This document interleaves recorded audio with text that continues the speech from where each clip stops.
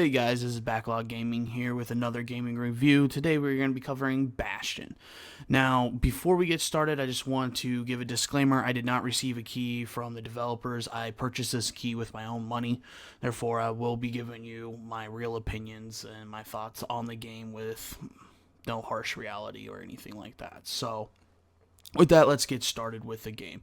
Bastion is about an individual, like a kid, that wakes up and basically goes through these levels and is rebuilding Bastion. So you're not even hearing your character's voice in this. This game is narrated very well. It's going to be narrated in third person by another individual that you find out in the story that's actually saying everything that you do.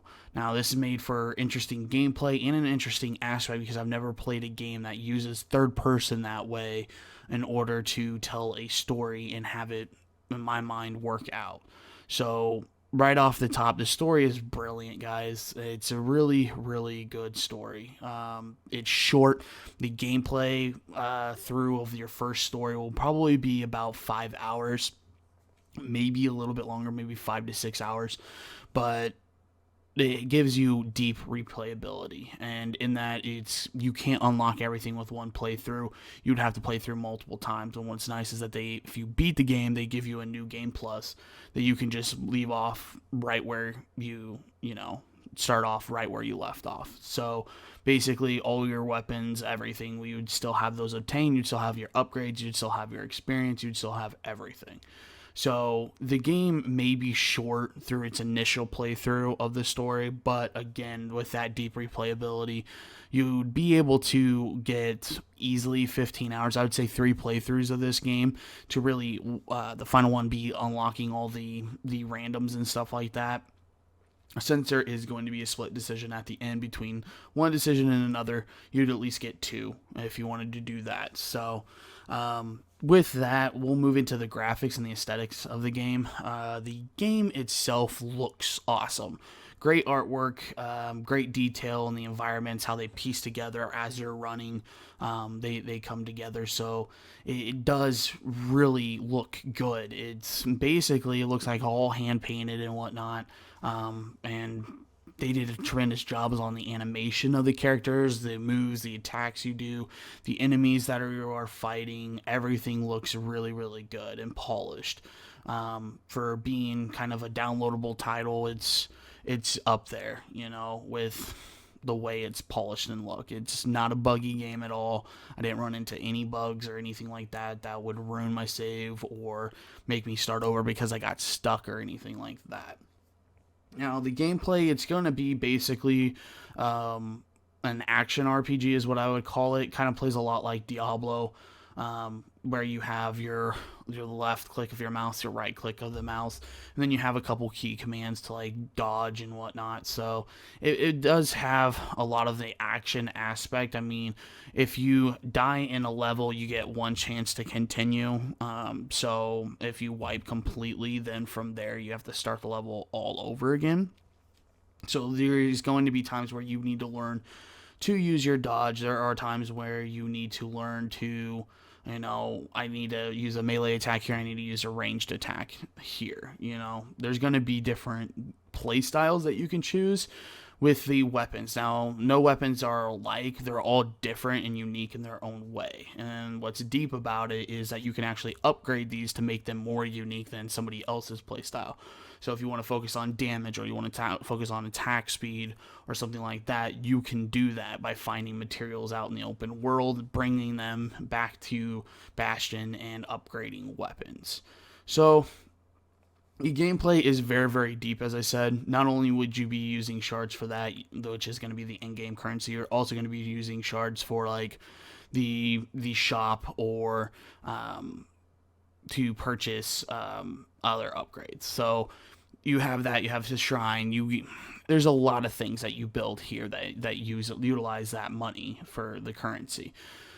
So I would say overall, the aesthetics dead on. There's nothing you need to worry about there. The gameplay, the only issue I had with the gameplay when I was playing through, and this is the one negative of the game that I would give, is that if you're using a keyboard and mouse, the whole game controls fine until about the last level where you have to jump from platform to platform.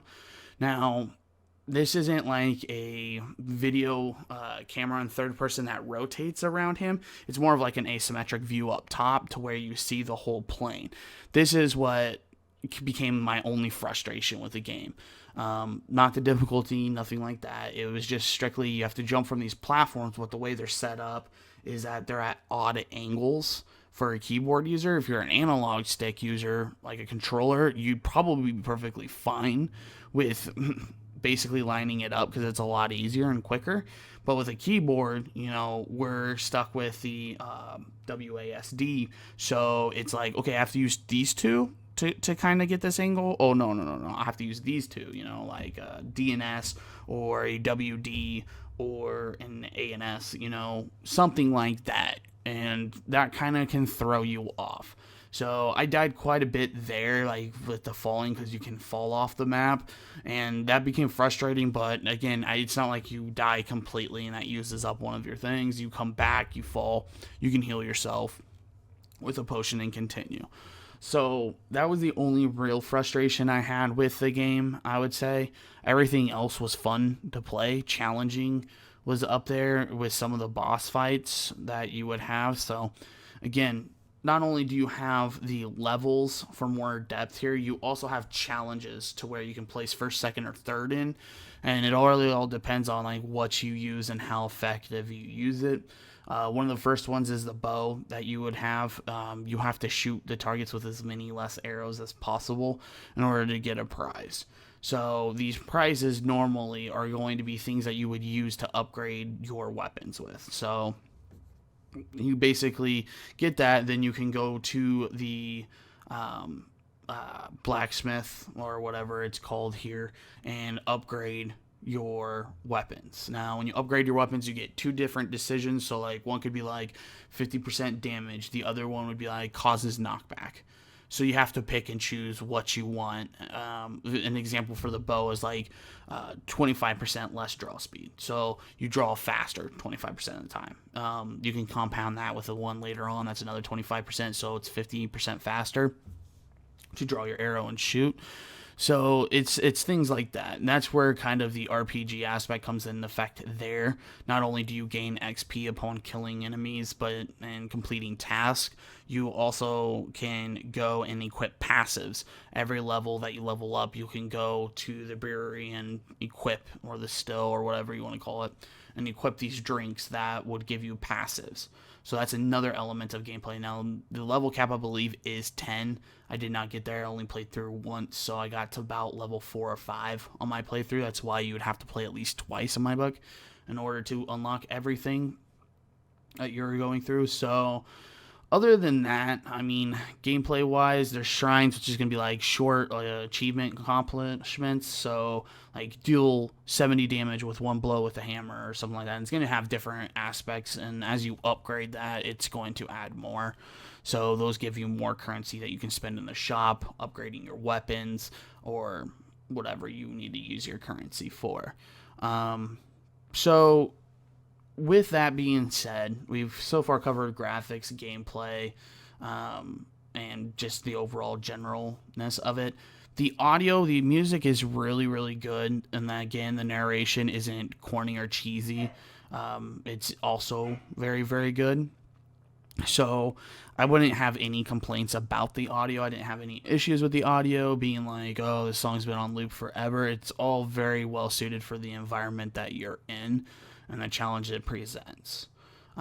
If you are kind of in an up-tempo based battle, it kind of picks up in tempo, which can cause panic in players and maybe stress them out a little bit more than it would be if it just stayed the same music. So the audio is great, from the voice acting all the way to the actual music that's playing in the background. Final thing I'll cover is probably going to be the replayability. That's the big issue with this title. I can't stress that enough, is that, yes, it's, 5 hours your initial playthrough.